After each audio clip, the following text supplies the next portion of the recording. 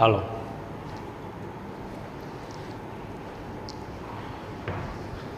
નમસ્કાર વિદ્યાર્થી મિત્રો, કેમ છો? મજામાં? સ્વાગત છે ફરી એક વખત આપનું આજના સેશનમાં. વિદ્યાર્થી મિત્રો, આપ જાણો છો કે ભાઈ ચેપ્ટર 9 આપણે શરૂ કરી દીધું છે. ચેપ્ટર છે સજીવો અને વસ્તી. હવે સજીવો અને વસ્તી ચેપ્ટર જે છે એમાં મુખ્યત્વે જો કોઈ મહત્વ હોય તો પરિસ્થિતિ વિદ્યાનું છે, જેની આપણે આગળના સેશનમાં ચર્ચા કરી હતી. તો વળી પાછી એ ચર્ચા જે છે ને આજે કન્ટિન્યુઅસ કરીએ છીએ. જોઈએ આગળ શું કહે છે. મિત્રો, દરેક જૈવ વિસ્તારોની, જૈવ વિસ્તાર એટલે એવા વિસ્તાર કે જ્યાં સજીવો વસવાટ કરી શકે, અંદર જ સર્જાતી ક્ષેત્રીય તેમજ સ્થાનિક વિભિન્નતાઓ જે છે એને કારણે, ક્ષેત્રીય તેમજ સ્થાનિક વિભિન્નતાઓ જે કહે છે એને કારણે નૈસર્ગિક નિવાસસ્થાનોની એટલે કે કુદરતી નિવાસસ્થાનોની વ્યાપક વિવિધતાઓ જે છે એનું નિર્માણ થાય છે. હવે અહીંયા કહેવાનો મતલબ શું છે કે ભાઈ કુદરતી નિવાસસ્થાનોની વ્યાપક વિવિધતાનું નિર્માણ થાય છે. એનો મતલબ એમાં જુદાપણું જોવા મળે છે, એમાં ફેરફારો જોવા મળે છે. એની પાછળનું કારણ શું છે તો કે જે દરેક પ્રકારના જે જૈવ વિસ્તાર છે એ જૈવ વિસ્તારની અંદર જ સર્જાતી ક્ષેત્રીય તેમજ સ્થાનિક વિભિન્નતાઓને કારણે, એટલે કે એ નિશ્ચિત ક્ષેત્ર જે છે, ક્ષેત્ર વિસ્તાર અને એની અંદર જે સ્થાન જે છે, બરાબર, તે ક્ષેત્રીય અને તેમજ સ્થાનિક વિભિન્નતાઓ જે કંઈ છે એને કારણે જે છે એ કુદરતી વસવાટ છે એની અંદર પણ ભિન્નતા જોવા મળે છે. એનું કારણ છે કે સજીવ પોતે પોતાની રીતે પોતાની જરૂરિયાત પ્રમાણે વાતાવરણ સાથે અનુકૂલિત થશે અથવા થવા પ્રયત્ન કરશે, પણ દરેક સજીવ એક સમાન રીતે અનુકૂલિત થવા જે છે પ્રયત્ન કરે એવું જરૂરી હોતું નથી. તો અહીંયા એ અગત્યનું છે, ધ્યાનમાં રાખવા જેવું. ભારતના મુખ્ય જૈવ વિસ્તારોમાં, ભારતમાં જોવા મળતા મુખ્ય જૈવ વિસ્તારોમાં ઉષ્ણકટિબંધીય વર્ષાવન, ઉષ્ણકટિબંધમાં જોવા મળતા વર્ષાવન છે, પર્ણપ્રપાતી વન, પાનખર જે કહીએ આપણે, બરાબર, વન, તે રણ વિસ્તાર અને સમુદ્ર તટ જે છે એનો સમાવેશ થાય છે. એટલે મુખ્યની વાત કરે છે, અહીંયા ઘણા બધા કહી શકાય, પણ મુખ્ય જે જૈવ વિસ્તાર છે, મુખ્ય બાયોમ જેને કહી શકાય એ ઉષ્ણકટિબંધીય વર્ષાવન પહેલું, પર્ણપ્રપાતી વન બીજું એટલે પાનખર ઋતુ જે છે એના જંગલો, રણ જે કીધું છે ત્રીજું, અને સમુદ્ર તટ એટલે કે સમુદ્ર કિનારો, દરિયા કિનારો ચોથું. તો 4 જે છે મુખ્યત્વે જોવા મળે છે. પૃથ્વી ગ્રહ પર સજીવ જીવન ફક્ત થોડાક જ અનુકૂળ નિવાસ સ્થાનો જે છે પૂરતું મર્યાદિત નથી. શું કહે છે? પૃથ્વી ગ્રહ ઉપર સજીવ જે છે એનું જીવન જે છે એ ફક્ત ને ફક્ત થોડાક જ અનુકૂળ નિવાસ સ્થાનો પૂરતું મર્યાદિત નથી, પરંતુ અતિશય સખત અને કઠોર નિવાસ સ્થાનોમાં પણ અસ્તિત્વ ધરાવે છે. એટલે કહેવાનો મતલબ શું કે માત્ર ને માત્ર અનુકૂળ હોય એવી જ જગ્યાઓ ઉપર સજીવો વસવાટ કરતા હોય એવું જરૂરી નથી. સજીવો છે એના માટે જીવન જે છે, જીવવા માટે વસવાટની જે વાત કરે છે તો અતિશય કઠોર અને જે સખત જે છે એ નિવાસસ્થાનો હોય એવા પણ એમાં સમાવેશ થાય. અહીંયા પણ સજીવો વસવાટ કરતા જોવા મળે છે, એ પણ નિવાસસ્થાન તરીકે લઈ શકાય છે. જેવા કે શેકી નાખતું રાજસ્થાનનું રણ, તો ત્યાં પણ જનજીવન જોવા મળે છે. નિરંતર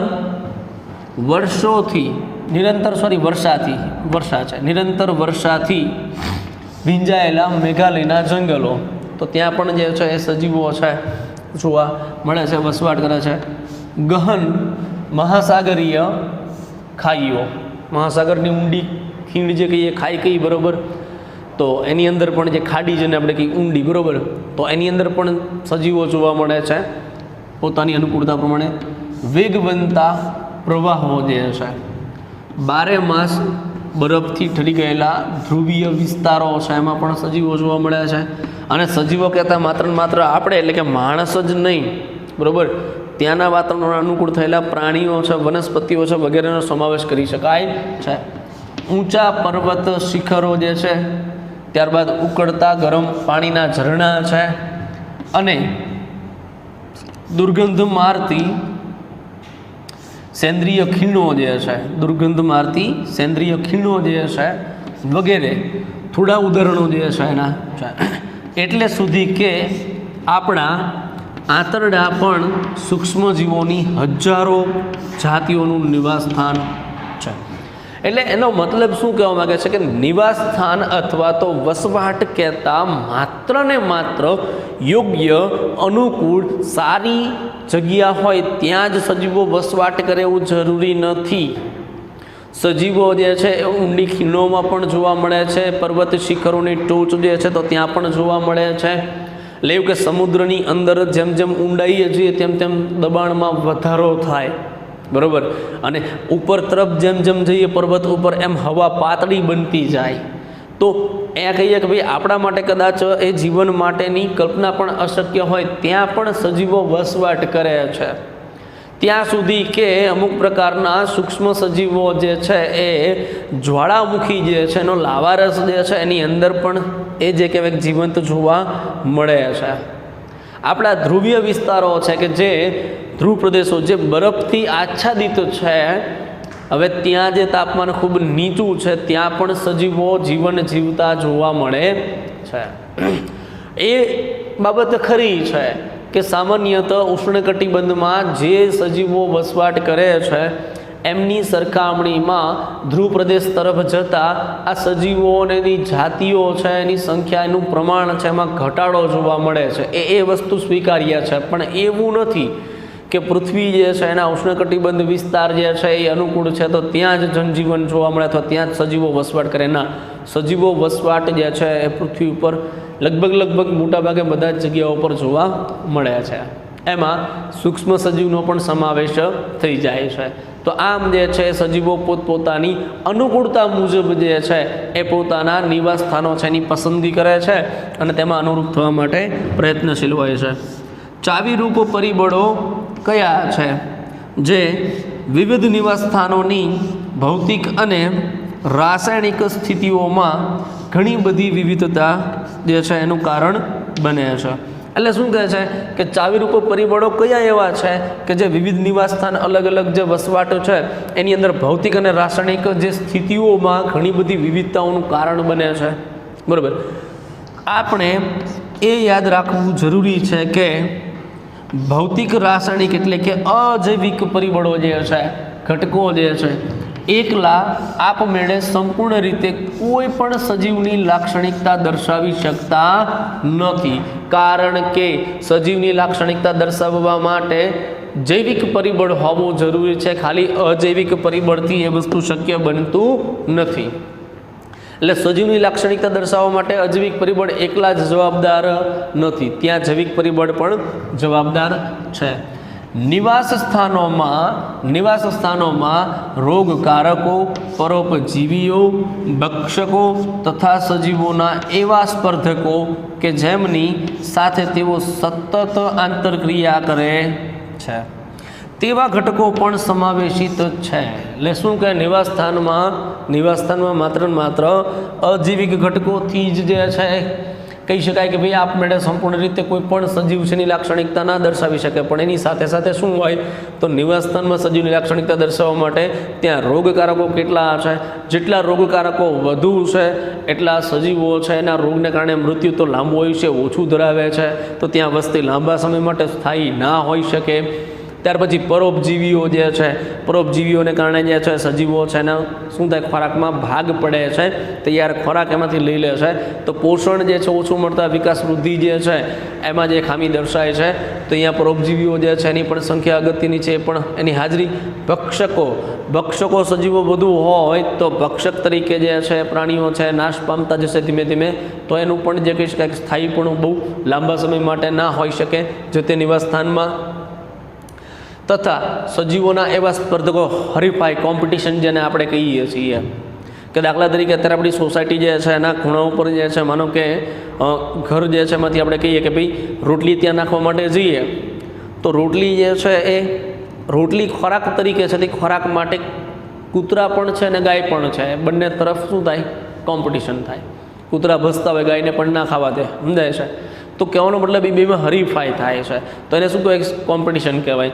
તો આમ જે છે ખોરાક સમાન હોય અને એક જ ખોરાક ઉપર નિર્ભર કરતા અલગ અલગ જાતિના સજીવો હોય તો ત્યાં શું થાય? સ્પર્ધા થશે. તો સ્પર્ધકો જે છે કે જેમની સાથે તેઓ સતત આંતરક્રિયા કરે છે તેવા ઘટકોને પણ નિવાસ સ્થાનમાં સમાવવા પડે છે. આપણે માનીએ છીએ કે એક લાંબા ગાળાની સમય અવધિ દરમિયાન સજીવે પ્રાકૃતિક પસંદગી દ્વારા તેના નૈસર્ગિક નિવાસ સ્થાનોમાં તેની સ્થાયીપણા જે છે, બરાબર, સ્થાયી ટકાઉપણું કે ઉત્તરજીવિતતા તથા પ્રજનનને ઇષ્ટતમ બનાવી રાખવા માટે અનુકૂલનોનો વિકાસ સાધ્યો હશે. સમજો ધ્યાનથી આપણું સ્ટેટમેન્ટ શું કહેવા માગે છે કે આપણે માનીએ છીએ કે એક લાંબા ગાળાની સમય અવધિ, એટલે લાંબા સમય જે છે, લાંબો એટલે કહેવાય કે ભાઈ 10-15 કલાક એવું નહીં જાય છે, હજારો વર્ષો ગણી શકાય છે. તો એ સમય અવધિ દરમિયાન જે છે એ સજીવે પ્રાકૃતિક પસંદગી, કુદરતી પસંદગી, એ સજીવની પસંદગી થાય. કેમ કે જે અનુકૂલન સાધે, જે સંઘર્ષ કરે એ કુદરત એની પસંદગી કરે છે લાંબા આયુષ્ય માટે.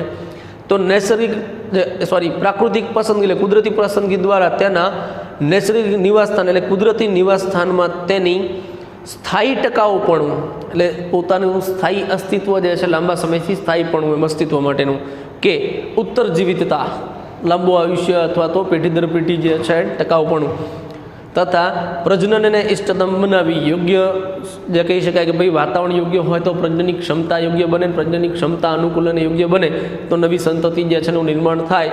તો એના માટે અનુકૂલનોનો વિકાસ સાધ્યો હશે, અનુકૂળ થવા પ્રયત્ન કર્યો હશે. અલ્ટિમેટલી અનુકૂલન એક એવું પાસું છે, અનુકૂલન એક એવું પાસું છે કે જો અનુકૂલન સાધી લીધું તો સરળતા થઈ જશે. વાતાવરણ જે છે એના ઘટકોનો મહત્તમ ઉપયોગ થશે અને જીવન જે છે એ વ્યવસ્થિત રીતે પસાર થઈ શકે છે. પણ અનુકૂલન ના સાધીએ તો પ્રશ્ન ઊભા થઈ શકે છે. એટલે અનુકૂલન છે એ ખૂબ અગત્યની એક લાક્ષણિકતા છે સજીવ માટેની. તો આમ વિદ્યાર્થી મિત્રો, દરેક સજીવ છે કંઈક ને કંઈક અનુકૂલન જે છે સાધે, જેથી કરીને વાતાવરણ છે એનો મહત્તમ લાભ લઈ શકે. તો એના આધારે પોતાની અમુક લાક્ષણિકતાઓ જે છે વસવાટ પ્રમાણે સજીવો જે કંઈ છે એની જોઈ શકાય છે. આગળ શું કહે છે? દરેક સજીવને ફેરફાર ના કરી શકાય તેવો ચોક્કસ સ્થિતિનો તફાવત હોય છે. ચોક્કસ એવી સ્થિતિનો તફાવત હોય છે કે જેમાં ફેરફાર કરી શકાતો નથી, જેમાં તેને સહન કરવા સક્ષમ હોય છે, એની ક્ષમતા હોય છે. દાખલા તરીકે અહીં સ્થિતિ કીધું છે, વાત કરીએ કે ભાઈ શિયાળામાં જે છે ઠંડી ખૂબ પડે છે, પણ એ સ્થિતિને આપણે બદલી શકતા નથી.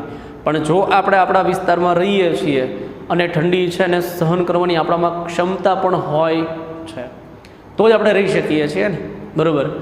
એ જ રીતે જે વાત કરીએ કે ભાઈ ઉનાળામાં ખૂબ ઊંચું તાપમાન છે, તો ઉનાળાનું જે તાપમાન આપણે સહન કરીએ છીએ કારણ કે આપણે એમાં ટેવાઈ ગયા છે, એની અનુકૂલન એમાં આપણે કેળવી લીધું છે. એટલે શું કહે છે કે દરેક સજીવને ફેરફાર ના કરી શકાય તેવો ચોક્કસ સ્થિતિનો તફાવત હોય છે, જેમાં તેને સહન કરવાની ક્ષમતા ધરાવે અથવા તો સહન કરવા માટે સક્ષમ હોય. એટલે એનો મતલબ કે એ તફાવત જે છે ચોક્કસ સ્થિતિનો, એમાં આપણે ફેરફાર કરી શકતા નથી. એમ કે ઉનાળામાં જે છે ખૂબ ગરમી પડવી અને શિયાળામાં જે છે ખૂબ નીચું તાપમાન છે અને ઠંડી પડે છે, તો આ બે વચ્ચે ઘણો બધો તફાવત છે, પણ આપણે એને ચેન્જ કરી શકતા નથી, ફેરફાર એમાં કરી શકતા નથી. છતાં પણ સજીવમાં તેને સહન કરવાની ક્ષમતા હોય છે. તે માટે ઉપયોગમાં લેવાતા સ્ત્રોતોની વિવિધતા અને પરિસ્થિતિકીય તંત્રમાં એક અલગ કાર્યકારી ભૂમિકા, આ બધું એક સાથે રાખી તે તેની આગવી જીવન પદ્ધતિ રચે છે. એટલે શું કહે છે કે એના માટે એમ કે આ જે છે ને સહન કરવા માટે ઉપયોગમાં લેવાતા સ્ત્રોતની વિવિધતા અને પરિસ્થિતિકીય તંત્રમાં એક અલગ કાર્યકારી ભૂમિકા, આ બધું એક સાથે રાખી તે તેની આગવી જીવન પદ્ધતિ, અને નાઇક તરીકે ઓળખવામાં આવે છે, બરાબર. તો એ એટલે કે જીવન પદ્ધતિ રચાઈ જાય છે કે ભાઈ રૂટીન આપણી લાઈફ જે છે એ પરિસ્થિતિ બદલાય તો લાઈફમાં પણ ફેરફાર આવવા માંડે છે. એટલે શું કે કાર્યકારી ભૂમિકા જે છે એમ કે મહત્ત્વનું શું છે કે ઉનાળો હોય તો ઉનાળામાં તાપમાન ઊંચું જતું હોય ને તો આપણે શું કરીએ, દિવસ દરમિયાન આપણું બહાર જવાનું છે ધીમે ધીમે ઓછું થઈ જાય છે, અને અમુક કામ એવા છે કે રાત્રે મોડા સુધી જે છે આપણે કરી શકીએ છીએ. એનું કારણ છે કે રાત્રિ દરમિયાન તાપમાન નીચું હોય. તો મોટા સિટીમાં તો હવે એવું થઈ ગયું છે, મેગા સિટીમાં, કે જેમ રાત થાય એમ દિવસ ઉગે. ઉનાળામાં એવું લાગે કે વાતાવરણ ઠંડુ થઈ જાય છે, એટલે લોકો દિવસના અમુક કામ રાતે જે છે, બજારો પણ રાતે ખુલ્લા રહે છે. તો કહેવાનો મતલબ શું કે એમાં એ અનુકૂળતાનો બાબત જ છે, ખ્યાલ આવે છે. તો એમાં શું થાય, જીવન પદ્ધતિ બદલાય, જીવન પદ્ધતિ બદલાય. સામાન્યતઃ આપણે તરત જ વાહન લઈને બહાર નીકળી જતા હોય, પણ ચોમાસું હોય ને ખૂબ વરસાદ પડી રહ્યો હોય તો ચોમાસા દરમિયાન થોડુંક આપણે વિચારીએ કે ભાઈ બહાર જવું કે ના જવું. તો એ જીવન પદ્ધતિ જે છે, આખી એક આગવી વિશિષ્ટ જીવન પદ્ધતિ જે છે એની રચના થતી હોય છે. એટલે વાતાવરણમાં જે છે જે અનુકૂલન પ્રાપ્ત થાય છે, તો વાતાવરણ પ્રમાણે જીવન પદ્ધતિમાં પણ ફેરફાર આવે છે. હવે શું કહે છે કે મુખ્ય અજૈવિક પરિબળો, મુખ્ય અજૈવિક પરિબળો પૈકી સૌથી અગત્યનું અને પહેલું આવે છે તાપમાન. તાપમાન એ મુખ્ય અજૈવિક પરિબળ છે, અન્ય પણ છે પણ તાપમાન પહેલું છે. તાપમાન એ પરિસ્થિતિ વિદ્યાનું સૌથી મહત્ત્વનું પર્યાવરણીય પરિબળ છે. તમે વાકેફ છો કે પૃથ્વી પર સરેરાશ તાપમાન ઋતુઓ જે છે પ્રમાણે બદલાતું રહે છે. સરેરાશ એવરેજ તાપમાન છે ઋતુ પ્રમાણે બદલાય છે અને આપણને ખ્યાલ છે, બરાબર. વિષુવવૃત્તથી ધ્રુવીય વિસ્તારો તરફ જતા તથા સપાટ મેદાન વિસ્તારથી પર્વત શિખરો જે છે એ તરફ જતાં ઉત્તરોત્તર જે છે તાપમાન શું થાય છે, ઘટતું જાય છે. તાપમાનમાં ઘટાડો થાય. વિષુવવૃત્તીય વિસ્તાર જે છે આપણો, બરાબર, તો એ વિસ્તાર મધ્ય વિસ્તારથી જેમ જેમ ધ્રુવ વિસ્તાર તરફ જઈએ એમ તાપમાનમાં ઘટાડો થતો જોવા મળે છે. તાપમાનનો વ્યાપ, તાપમાનનો વ્યાપ જે છે ધ્રુવીય વિસ્તારો અને ઉત્તુંગ જે છે ઊંચાઈવાળા વિસ્તારો જે છે, હાઈ એલ્ટિટ્યૂડવાળા વિસ્તારોમાં શૂન્યથી નીચેનું લઈ ઉનાળામાં ઉષ્ણકટિબંધીય રણ વિસ્તારોમાં 50 ડિગ્રીથી પણ વધારે પહોંચી જાય છે. એ તાપમાન છે એનો વ્યાપ કેટલો છે તો કે ધ્રુવી વિસ્તારો અને ઊંચાઈવાળા હાઈ એલ્ટિટ્યૂડવાળા વિસ્તારો જે છે એની વિસ્તારમાં જોવા જાવ તો શૂન્યથી પણ નીચે તાપમાન જોવા મળે છે, બરાબર. એટલે ખૂબ ઠંડુ એમ. અને ઉનાળાની વાત કરીએ તો ઉનાળામાં જે છે એ ઉષ્ણકટિબંધીય રણ વિસ્તારોમાં જોવા જઈએ તો 50 ડિગ્રી કરતાં પણ એ વધારે પહોંચી જાય છે. તેનો વ્યાપ ઘણો વધુ છે એવું કહી શકાય. તેમ છતાં કેટલાક અદ્વિતીય નિવાસ સ્થાનો પણ છે, જેવા કે ગરમ પાણીના ઝરણા તથા ઊંડા સમુદ્રના જલ ઉષ્ણ નિકાલ માર્ગો કે જ્યાં સરેરાશ તાપમાન 100 ડિગ્રી સેન્ટીગ્રેડ જે છે એને પણ વટાવી જાય છે. એટલે આ વસ્તુ જે છે એનું કારણ ગરમ પાણીના ઝરણા જે છે એમાં તમે જો ક્યારેક પાણી જો ને તો પાણીમાંથી વરાળ દેખાય છે નીકળતી. તો પાણી ગરમ છે એની વરાળ ક્યારે બને તો 100 ડિગ્રીએ પહોંચે ત્યારે વરાળ સ્વરૂપ ધારણ કરે. તો શું કહે છે, ગરમ પાણીના ઝરણા છે કે પછી જલ ઉષ્ણ નિકાલ માર્ગ જે છે, બરાબર, જ્યાં શું થાય તો કે સરેરાશ તાપમાન છે ને 100 ડિગ્રી કરતાં પણ વટાવી જાય છે. તો આ તાપમાનનો વ્યાપ છે. એટલે આવા પણ જગ્યા છે પૃથ્વી પર, એવા પણ નિવાસ સ્થાનો જોવા મળે છે. તેથી સામાન્ય જ્ઞાન છે કે આંબાના વૃક્ષો કેનેડા અને જર્મની જેવા શીતોષ્ણ દેશોમાં થતા નથી અને ઉછેરી પણ શકાતા નથી, કારણ કે વાતાવરણમાં અનુકૂલન એ અગત્યનું પાસું છે. જેમ જેમ તમે કહી શકાય કે ભાઈ મધ્ય વિસ્તારથી ધ્રુવીય વિસ્તાર તરફ જાઓ છો પૃથ્વીના, એમ એમ તાપમાનમાં ઘટાડો થાય છે. તાપમાનની અસર જે છે સીધી જ નોંધપાત્ર અસર છે એવું કહી શકાય છે અહીંયા. તો એવું છે કે આપણા વિસ્તારની અંદર જે કહી શકાય કે ભાઈ જેમ આંબાના વૃક્ષો જોવા મળે છે એને કેનેડા છે કે જર્મની છે એની અંદર ઉછેરી શકાતા નથી, ત્યાં ના ઉગે, કારણ કે એનું કારણ છે તાપમાન અને વાતાવરણ જે છે અનુકૂળ ના હોય એટલા માટે.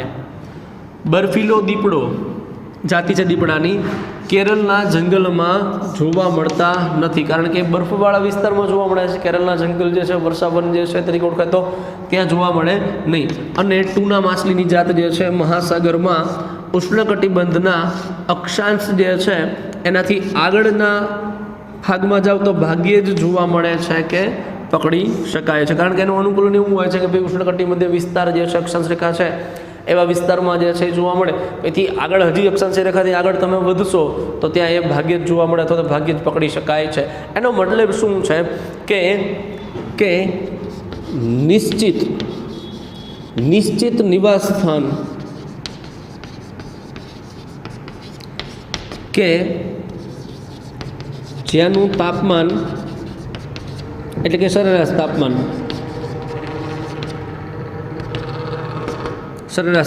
બરાબર એ ત્યાં વસતા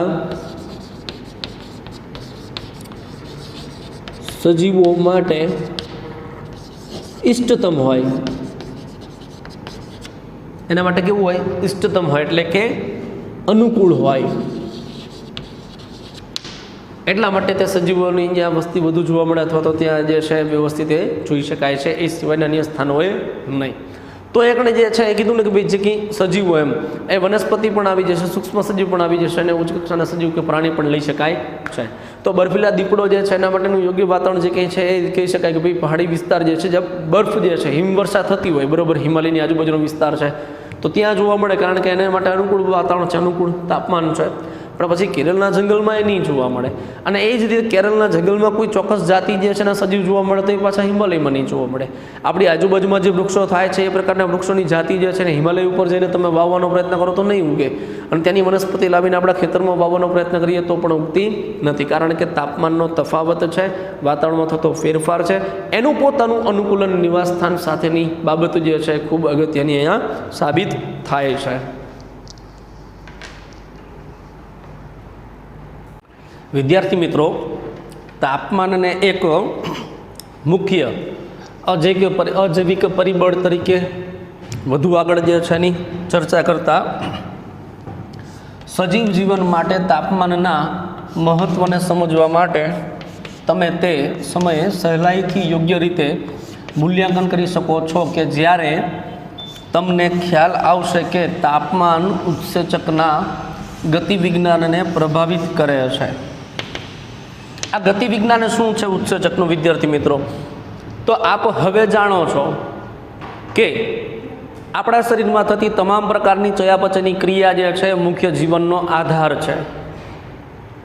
હવે આ ચયાપચયની ક્રિયા એટલે કે તૂટવાને બનવાની જે કંઈ ક્રિયા છે એ ક્યાંક ને ક્યાંક કેવી છે? તો કે જૈવ રાસાયણિક ક્રિયા છે, અને આ ક્રિયાઓમાં ક્યાંક ને ક્યાંક ઉત્સેચક છે મહત્વપૂર્ણ ભાગ ભજવે છે.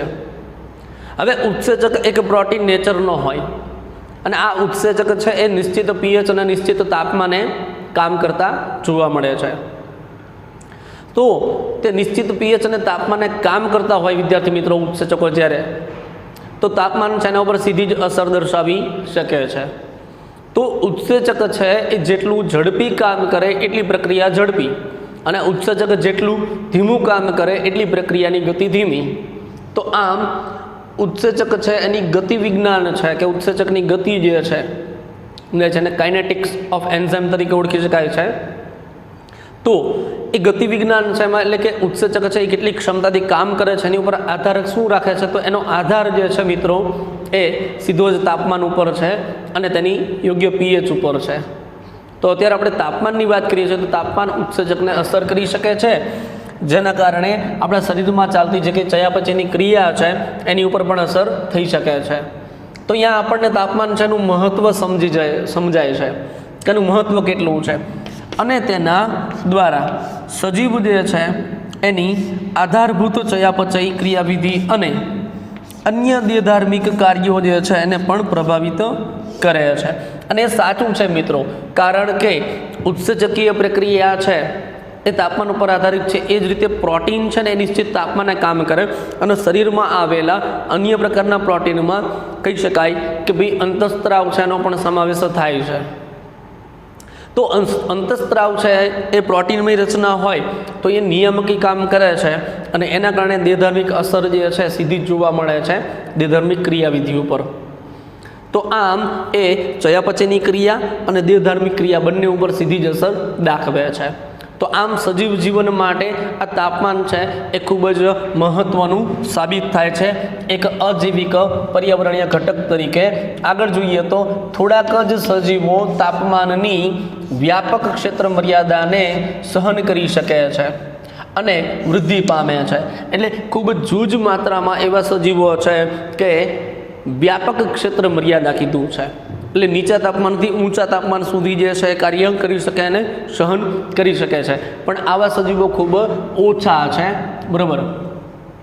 અને આવા સજીવો કે જે તાપમાનમાં ફેરફાર થાય છતાં પણ ટકી રહે છે એવા સજીવો છે કે જે તાપમાનની આ વધુ લાંબી મોટી ક્ષેત્ર મર્યાદા છે ને સહન કરી શકે એવા સજીવોને યુરીથર્મલ કહેવાય. શું કહેવાય?